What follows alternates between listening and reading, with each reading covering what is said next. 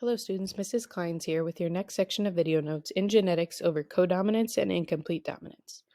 This section of notes will use a lot of the same techniques and principles that you learned in the first section. Codominance is a little bit different. Earlier we talked about complete dominance, which means that one trait can be completely dominant over another. One trait is dominant and the other trait is recessive. In the case of codominance, there can be two alleles that are equally dominant with each other. So that means in codominance, one gene won't mask the other. You'll actually see them expressed at the same time. That is unique to what we talked about earlier when we talked about dominant and recessive alleles. Codominant is going to show two traits simultaneously. Instead of a capital and a lowercase letter, we're going to use two capital letters and a similar base letter. We're going to use two different capital letters to represent the traits of the alleles. But once again, we're able to use Punnett squares to predict the probability of codominance in parents and offspring. So examples that we will use to discover codominance will be cattle coat color along with blood types. Let's look at the example here of cattle coat color. So you've got dad's alleles. Dad is a red bull and mated with a white cow who's the female. What are the phenotypes observed in the offspring? So, to answer this, you can see that in the offspring, inside the Punnett square, it expresses both red and white hair. So you can see we use our base letter C for coat, and we have our superscript letter telling us what color the coat of the cattle is. So if he's a red bull, he has capital C, capital R, capital C, capital R. And if she's a white cow, we're still looking at coat color. So still a capital C, but now it's white, capital C, white. All of the boxes for this Punnett square, pull one from the top, one from the side to give me a coat with red and a coat with white. So you can see that mixture here at the bottom. That's what roan looks like. This is an example of a codominant trait because it's showing both of them at the same time. So in the ratios, 100% of the offspring in this cross will have one red allele and one white. They're codominant, which means we see them both expressed. 100% of the cattle offspring are going to be that roan color. Another example of codominance that we'll talk about is in human blood typing. So human blood typing will come up again in a bit when we talk about multiple alleles. But humans have two dominant traits for blood types. We also have a recessive allele for O blood typing. So just to kind of show you how that looks.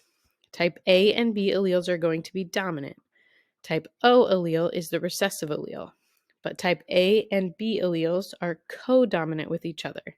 So remember, you're always going to get two alleles, one from each parent. Your combination of these alleles will determine your blood type. If the individual has blood type A, that's possible because they either received two A alleles, one from each parent, or they received an A allele and a recessive O allele from the other parent.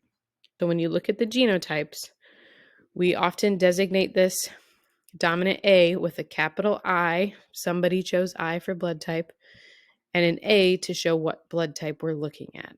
So that would be an A dominant allele. Dominant B, still the capital I to show blood type, but it has a capital B to show what type it is. The recessive trait, we still pull in that lowercase letter. This one doesn't get a superscript, so it's just the lowercase I to show that it is recessive to both the A and the B alleles.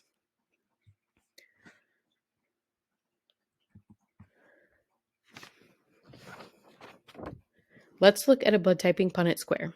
So Mike is heterozygous for type A blood. Mike's genotype is big I with a big A and a little I, because this is how the designation for blood type is usually given. He's got one dominant allele and one recessive, hence the capital and lowercase i's. Lisa is heterozygous for type B, so her genotype still has the capital and lowercase I. The capital I shows us we have a codominant or a dominant B allele. Lowercase I shows us the recessive O allele. When I set up my Punnett square with my parental alleles, it looks like this. It doesn't matter which side you put each parent on as long as you keep their alleles together. So there's Mike's alleles on the left and Lisa's alleles on the top of the Punnett square.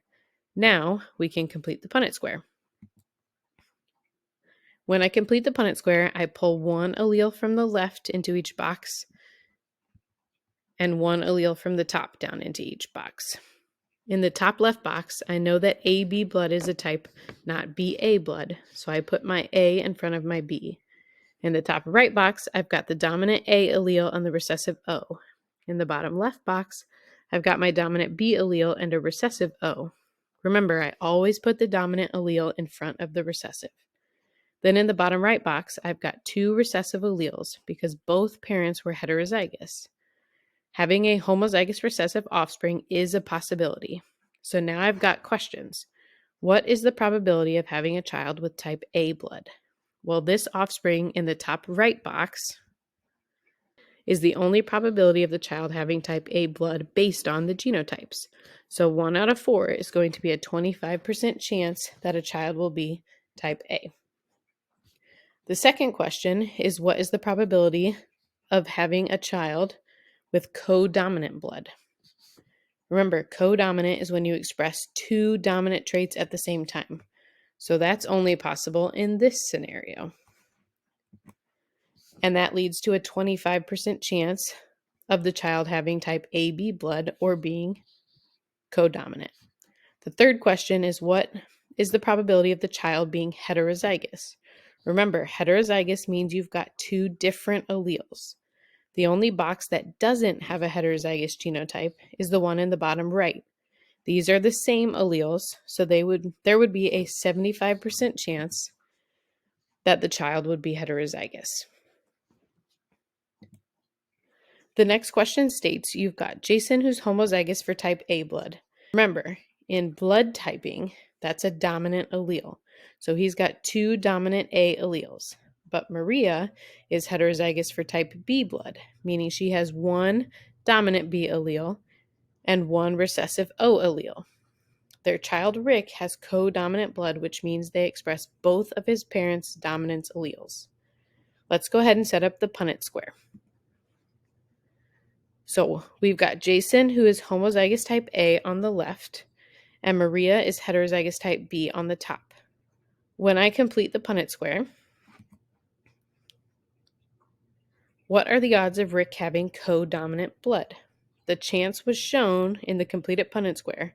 There would be a 50% chance Rick would have codominant AB blood. 2 of my 4 boxes give me type AB blood. And then a 50% chance that Rick would have type A blood. Next, we are going to talk about multiple alleles and review blood typing. So multiple alleles exist in humans whenever there are more than one variation for each gene. So I know a lot of times we talk about monohybrid crosses, you could either be dominant or recessive, or it could either be red or white, kind of like a dichotomy where there's just 2 options. But some genes in our expression have multiple alleles. A good example of that could be skin color for humans. There's not just 2 variations of skin color. There's a lot of variety in skin color variation across the human race. So the reason why that exists is because multiple alleles are responsible for some of the more complex traits that we express. An easy one for us to look at in biology is blood typing. So we previously talked about the different blood typing alleles. A quick review, there are 3 different alleles for human blood type. There's a dominant A allele, the dominant B allele. Remember, that's where we see codominance. And then we've got the recessive allele for type O blood.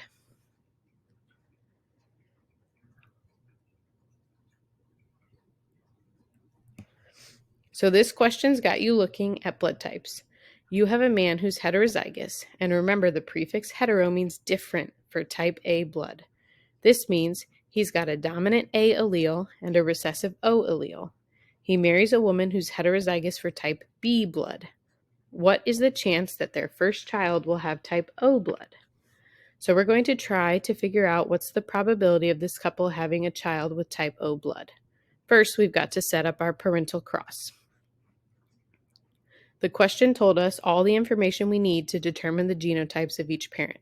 We know their blood type, and we know they're heterozygous, which means they each have a recessive allele. The Punnett square, we're going to put one parent's alleles on top and the other parent's on the side, and then we can fill out our Punnett square.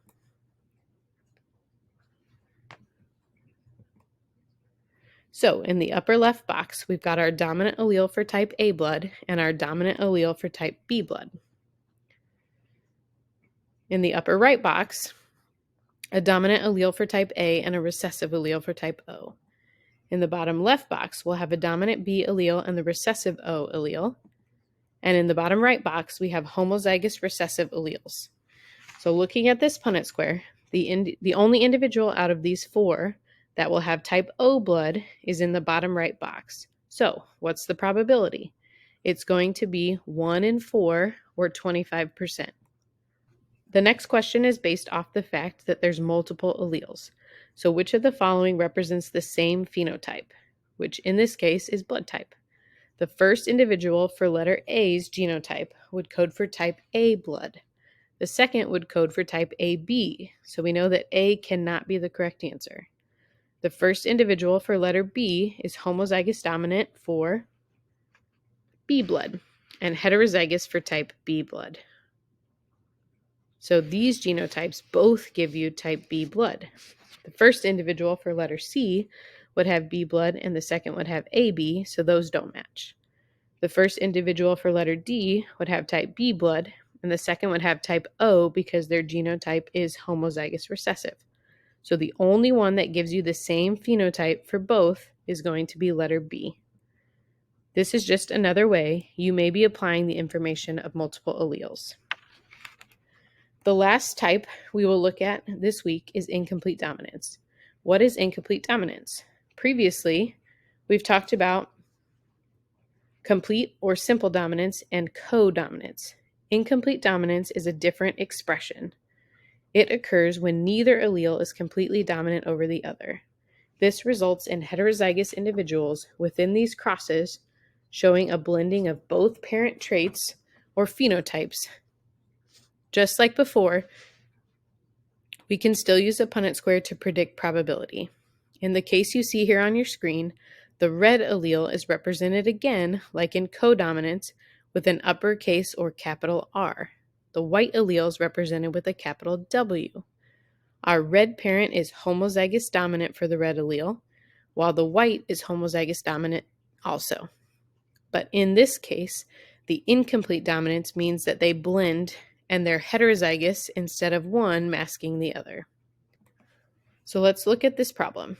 In a certain species of fish, blue scales, which would be homozygous big B, and yellow homozygous big Y scales are incompletely dominant to each other. So this example asks us to fill in the Punnett square with the genotype of a blue male and a green female. So we know that to make green, we need blue and yellow. So with that information, we can infer that the green female is heterozygous and contains both a big B and a big Y. She has a blue allele and a yellow allele, where the male is big B, and he only has blue alleles. Okay, so the first question you have here are what is the probability of obtaining heterozygous fish? So let's set up our Punnett square to help us answer the question. I've got the female alleles on top of the Punnett square. So she's green, meaning she's got one blue and one yellow. On the left of the Punnett square is the male with his two blue alleles. Then I can fill out my Punnett square, and when I do, I see there's a 50% chance the fish offspring will have blue scales and a 50% chance that they'll be green like their mother, because of this incomplete dominance. The second question asks about the probability of obtaining a yellow fish. Is it possible? No, it's not, because the dad or the male only has blue alleles. So he's always going to contribute a blue allele, which means there is no way that there could be a yellow fish offspring. Okay, just to quickly recap how codominance is different from incomplete dominance. Incomplete dominance will show a blending of traits or alleles. For example, red flowers crossed with white flowers will give you pink flowers. Codominance, even though the Punnett squares look very, very similar, shows you that both alleles get expressed equally in the offspring. For example, red flowers and white flowers end up with a phenotype that shows both the red and white together in a heterozygous cross.